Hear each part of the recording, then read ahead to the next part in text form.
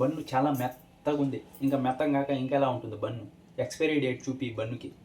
ఇంకోటి వచ్చేసి pan card ఇస్తే స్టేట్ కనిపెట్టేస్తాడంట. ఇంకోటి హిందూ దేవాలయాల దగ్గరకు వచ్చి ముస్లిం వాళ్ళు ఏమీ అమ్మకూడదు. రిలీజియన్ ఎక్కడి నుంచి వచ్చింది ఇక్కడ?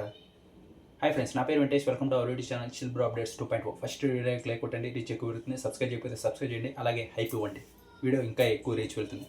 మేడారం జాతర తెలుసు కదా, అక్కడికి వెళ్ళి ఒక అతను బన్ను అలాగే పాలకోవా అమ్ముతూ ఉన్నాడు. అది ఒక 10 రూపాయలు. అతను అమ్ముతూ ఉంటే ఇప్పుడు ఇక్కడ ఫుల్ ట్రెండింగ్ అవుతుంది వీడియో, మీరు కూడా చూసే ఉంటారు. ఒక రిపోర్టర్ వెళ్ళి, ఇది ఎలా 10 రూపాయలకు అమ్ముతున్నావు, ఇదంతా ఎక్కడి నుంచి చేసుకొని వస్తున్నావు, ఇది ఎన్ని రోజులు అయింది, ఈ బన్నుకి ఎక్స్పైరీ డేట్ ఎక్కడ, నువ్వు ఎక్కడి నుంచి వచ్చావు, నీ పేరేంటి, నువ్వు ఇది ఎప్పుడు తింటావా?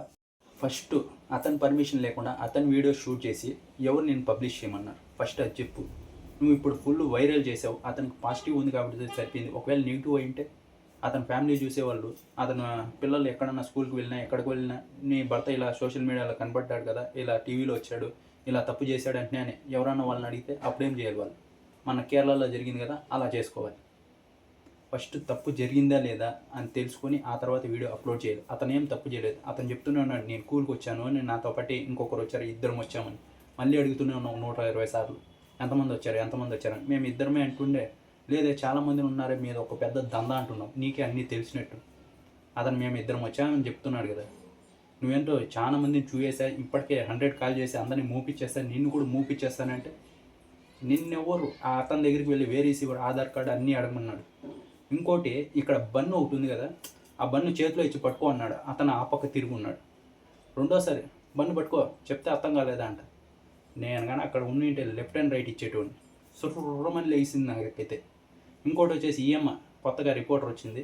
ఆ తర్వాత నువ్వు తింటావా దీన్ని అతను టకాన్ని తీసుకొని తింటున్నాడు. అప్పుడే టాపిక్ డైవర్ట్ చేస్తుంది. పిల్లలు దీన్ని చనిపోతారు, నువ్వు రోజు తింటావంటే.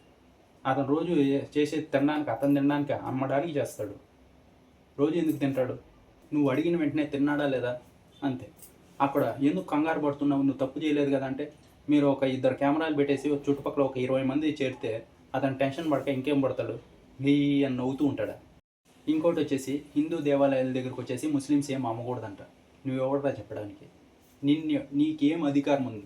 అసలు అతను స్టాప్ చేసే అధికారమే నీకు లేదు. నువ్వు అడగాలనుకుంటే చాలా ఉన్నాయి. ఎన్నో స్కాములు జరిగాయి, ఎన్నో కల్తీలు జరిగాయి. అక్కడికి వెళ్ళి నీ మైక్ పట్టుకొని అడుగు. ఇక్కడ 10 రూపాయలకి 20 రూపాయలకి అమ్ముకునే వాళ్ళ దగ్గరికి వచ్చేసి మైక్ పెట్టేసి వాళ్ళు ఏం చేయలేరు కదా అని ఎలా పడితే అలా మాట్లాడద్దు. ఆ పాలకోవ బండిలో ఏదైతే చిన్నపిల్లలు చనిపోతున్నారో ఇలా కల్తీ జరిగింది అని నీకు ఒకవేళ ప్రూఫ్ ఉంటే అప్పుడు చూపి, ఆ చేసిన వాళ్ళని ఇలా చేస్తున్నారు వీడియో చేసింది అని. ఒకవేళ ప్రూఫ్ లేనప్పుడు ఏం చేయాలి? ఇలాంటి పాలకోవ చేసేవాళ్ళు చాలా కల్తీ ఉంది అని వాళ్ళ ఫేస్ రివీల్ చేయకుండా అప్పుడు చెప్పాలి, ఇలా ఇది తినమాకండి, ఇందులో కల్తీ ఉంది, చిన్నపిల్లలు చనిపోతారు అని. అక్కడ ఆయన ఏం తప్పు చేయలేదు.